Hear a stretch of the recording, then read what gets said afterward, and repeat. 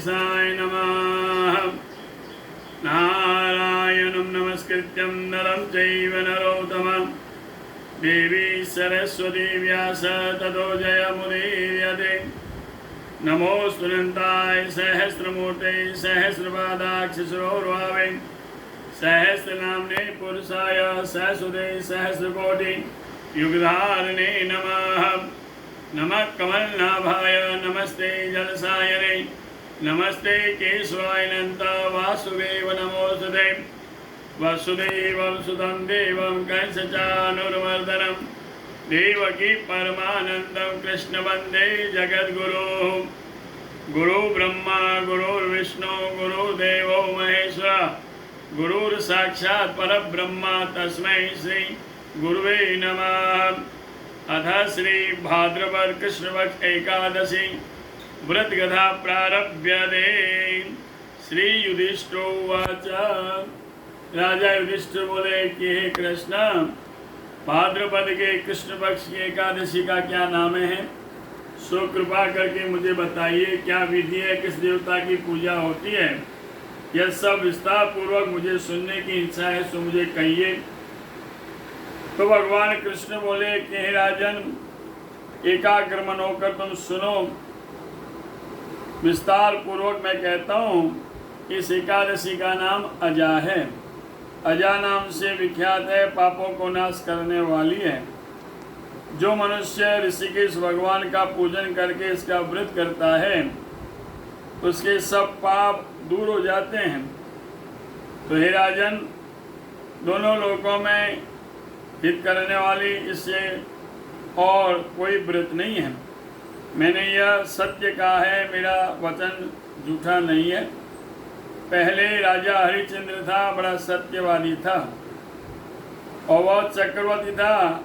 सारी भूमि का वह राजा था, सब भूमि का वह स्वामी था। कर्मों के भोग से वह राज्य भ्रष्ट हो गया और स्त्री तथा पुत्रों को भी बेचकर आप खुद भी बिक गया। वो पुण्यात्मा राजा चांडाल के यहाँ वास करने लगा, नौकरी करने लग गया।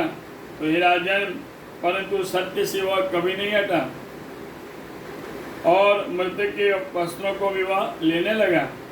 और एक वह शेष राजा इस पर भी सत्य से चलायमान नहीं हुआ। इस विधि से राजा के बहुत सारे कर्म व्यतीत हो गए, वर्ष व्यतीत हो गए।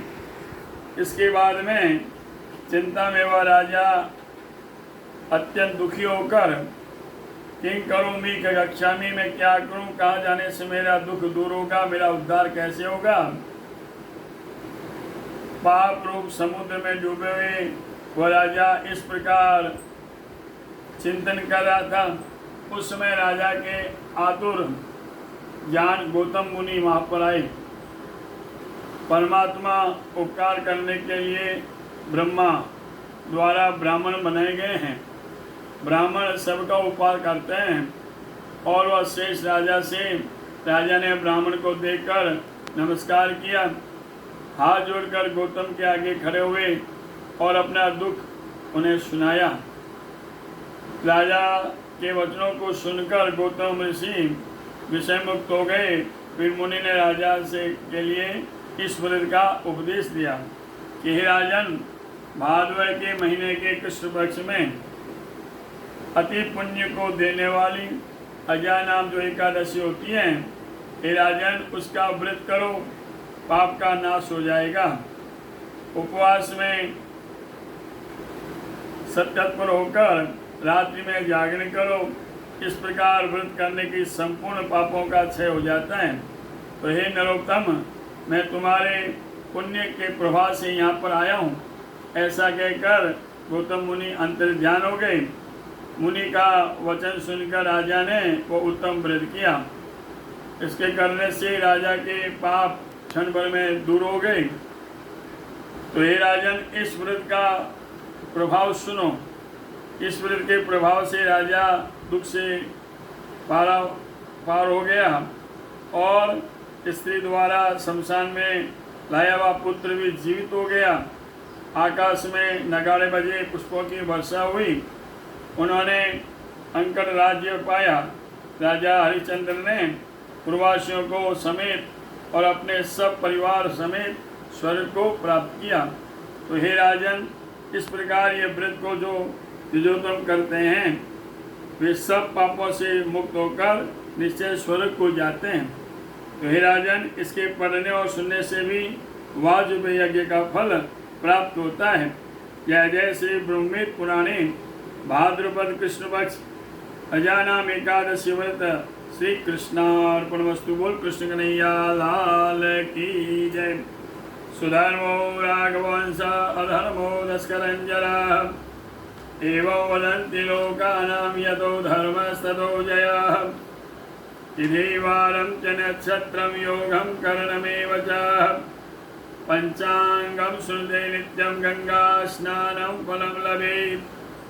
आज आकर के ठाकुर जय भाद्र कृष्ण पक्ष श्री एकादशी रविवार रवि पुख्य नक्षत्र एकादशी व्रत सर्वे सर्वा काल बारस सोमवार बच बारस तेरस मंगलवार प्रदोष व्रत 14 शुक्रवार पहली